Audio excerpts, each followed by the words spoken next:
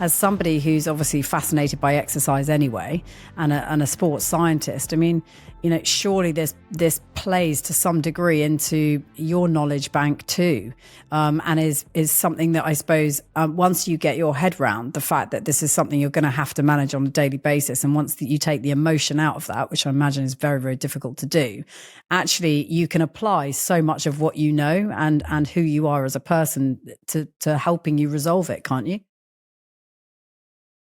Yeah, I think my background in science in general was hugely beneficial.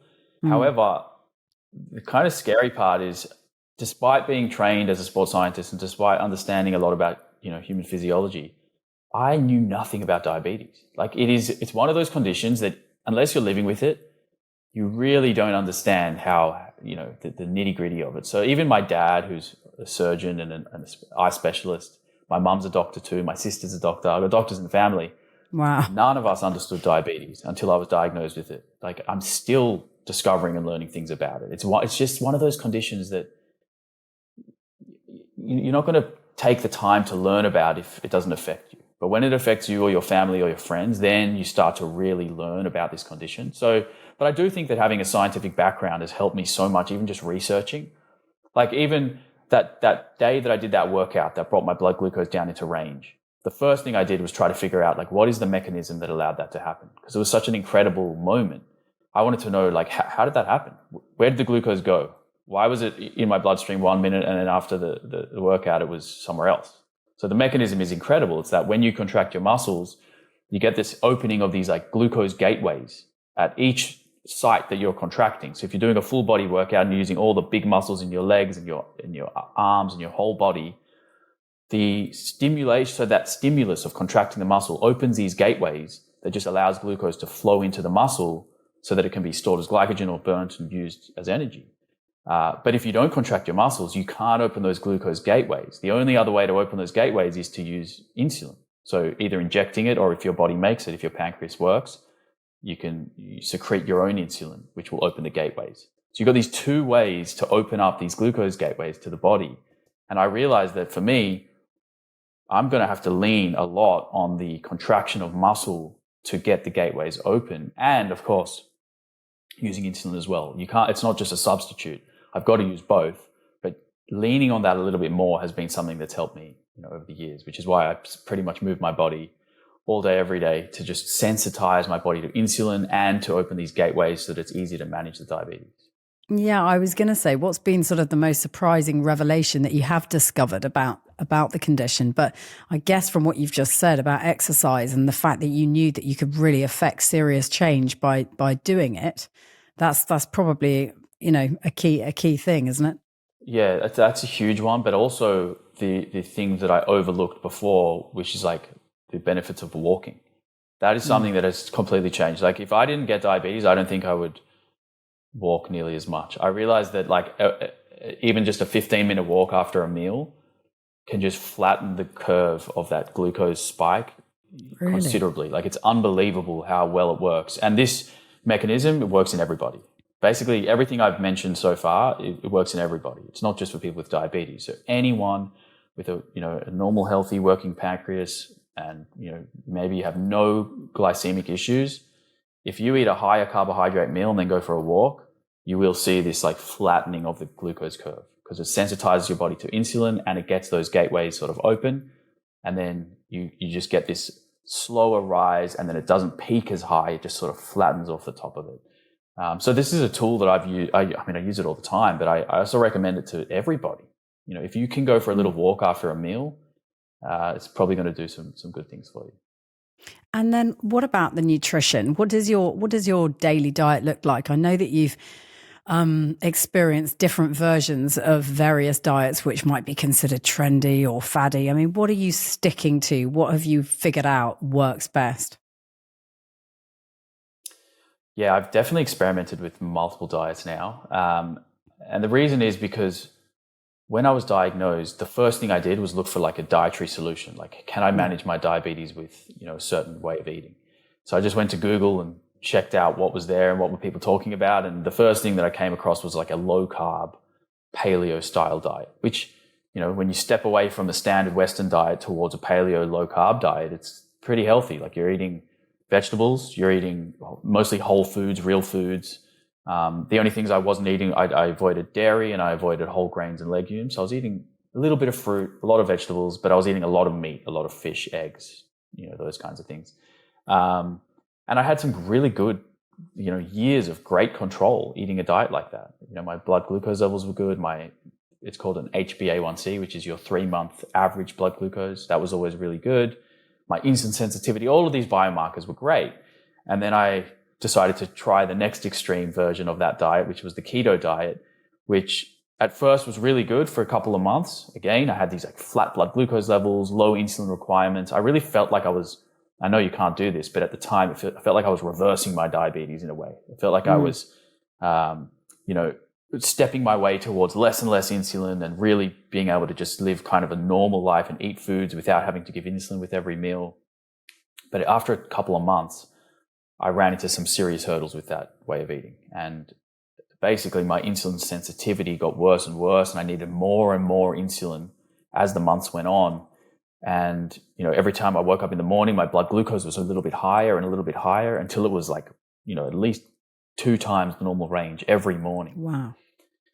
Which then led me into the next phase of the experiment, which was the complete flip side of that coin, which is a lower fat, higher carbohydrate, plant-based diet. So I cut out all of those fatty meats and I replaced it with plant protein, very high fiber diet, lots of fruit, lots of vegetables, no more fear of carbohydrates, eating lots of carbs every day. And essentially my insulin sensitivity not only restored, but became the best it had ever been. My insulin to carb ratio, which is this interesting number that gives you an insight into your health with diabetes, which is for 1 unit of insulin, how many grams of carbohydrate can you eat and metabolize?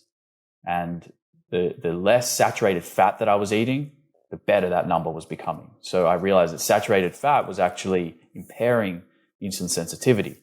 So now on a plant-based diet, it's a low saturated fat diet, a lot of carbohydrates. It's not a low fat diet total. I still eat, at least 30% of my diet is fat, but it's unsaturated fat, which improves insulin sensitivity. So now my day on a plate is basically there's no meat, there's no fish, no eggs, no cheese, no animal products at all. It's just plant foods. So whole grains, legumes, nuts, seeds, tofu, tempeh, fruit, vegetables, everything. It's a big menu. And it feels like you're your own sort of guinea pig on this. Is somebody else helping you? Are you getting help from other places, or are you just experimenting in your own way because you've got, a little bit of knowledge about how to do this? So you're just trying out different things and seeing what works best, or are you doing this based on somebody else's advice as well, helping you along on the journey? I'm definitely leaning on the science around this stuff. So, I look at studies that are looking at certain dietary patterns and how they impact diabetes-related biomarkers. And there's plenty of evidence showing that, like, if you swap saturated fat for unsaturated fat, insulin sensitivity improves, and there's evidence about the higher the fiber content, the better your blood glucose management, all of these kinds of things. I'm leaning on that. I've got communities and circles online of people with diabetes who have also done these sorts of experiments and are trying things. And I'm not just like shooting in the dark. Like I'm definitely being guided by evidence and other people who are doing a great job. But what I've learned is to be a little bit more courageous and brave around self-experimentation, because I feel like if I didn't do that keto experiment, I wouldn't have discovered this plant-based way of eating. So I understand that sometimes it'll feel like one step back for 2 steps forward, and I'm happy to do that. I mean, the keto thing in that context sounds pretty dangerous. So keto there's so much hype around keto and diabetes. I mean, anyone who's ever been on social media will see that, keto is everywhere, and people claim that it's like the ultimate way to manage diabetes and even reverse it or put it into remission and all this stuff. It's very misunderstood, though, of the actual impact of the diet on the body. And what I think that where people go wrong is that they equate low blood glucose levels and low insulin requirements with reversing diabetes, which is just not actually true, because all it does is it masks the symptoms. So if you don't put carbohydrates into your body and you're not eating glucose, yeah, of course your blood glucose isn't going to be fluctuating all day. But what that doesn't tell you is what happens when you then do eat carbohydrates. Can your body tolerate the carbohydrates? And the answer is most of the time, no, especially if your keto diet is very high in saturated fat, because saturated fat impairs insulin sensitivity. So you might actually make your body more insulin resistant eating this very, very high fat diet. But because you're not eating carbohydrates, you're not seeing what's happening to your blood glucose. You're not challenging the system. So the best indication of actual, reversal or remission of diabetes is, can you tolerate carbohydrates? That's essentially going to be your best window into your diabetes health. Can your body tolerate carbohydrates?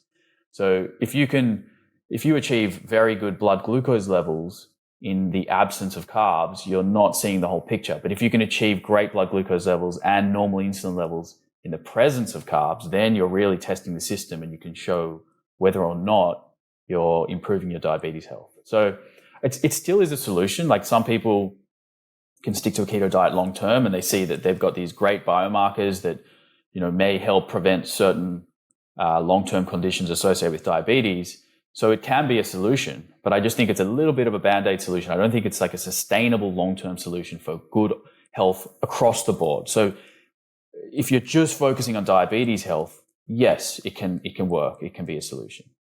But if we're looking at the human body as more than just diabetes, and we're thinking about like cardiovascular disease and all these other conditions, I think there's better ways of eating, better dietary patterns. Andrew, with everything you're doing and with these 5 pillars that you live by, how much change can you affect as far as your condition's concerned? I mean, I know it makes you manage it far better on a daily basis. Can it have really serious long-term impact as well?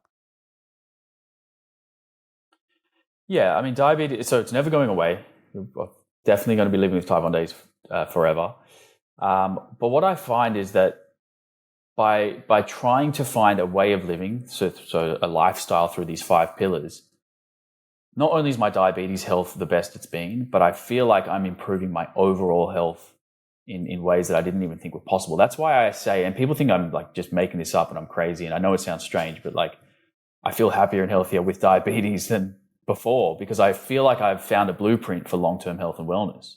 Whilst I don't know where I would be if I didn't have diabetes. Maybe I wouldn't be this in tune with my health, and maybe I wouldn't have discovered this sort of 5-pillar approach. But I do think that, because on paper, my life expectancy is less. As soon as you get that diagnosis, it cuts years of your life.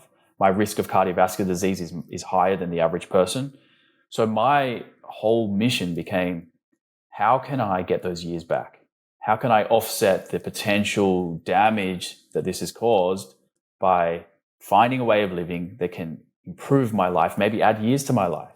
So that's sort of my job. I'm trying to just get back to par and maybe, improve my life a little bit more. So, and I think I'm on track. We'll see. I'll tell you when I'm 100. I think you sound like you're much more on track than most people, I've got to say. And in terms of one of the things I wanted to ask you before we sort of draw to a close is about, daily performance. I mean, you've got so much to take into consideration every time you wake up in the morning and, with what you've got to deal with throughout the course of the day, that sort of would influence this. But what's the one thing that you do every day that you think other people can really heed and take note of and inject into their lives, to make them have better performance? What was the one piece of the nugget of advice you'd give people for better daily improvement? I think it would have to be to start your day with a morning routine that puts you in a mental and physical state that makes you just feel unstoppable. Like for me, if I start the day on the right foot, where I feel like I've done something hard to myself, so a hard workout or a cold, like I swim in the ocean every single morning, something that's difficult that you impose on yourself, because once you've done that and you realize that you can handle something hard, especially when you do it to yourself, then anything that comes at you for the rest of the day, you feel like you can cope better. So for me, it's getting up early, see a sunrise, do something hard, move my body and jump in the ocean. Once I've done that and I've allowed time for that morning routine, so it's not like a rush out the door, the alarm goes off and you have to rush off to work. I put aside the time. Granted, I don't have kids like you, and I've got less responsibilities and I can actually do these things. But for people who have the time and can do it, I would say just a healthy morning routine that like puts you with a mindset that you can just absolutely conquer the day. That for me is a non-negotiable. I have to say, I walk the dogs every morning just as, because it's part of our daily life and our daily routine. And I swear to God, that helps so much. It just clears your mind, fresh air, whatever, even if it's raining, you just feel like you're starting the day in a much better place. So I hear what you're saying with regards to routine, and especially what you said earlier about walking and how important that is. Thanks, Drew. It's been a real pleasure to speak to you. I loved it. Thanks, Georgie. It was good to chat.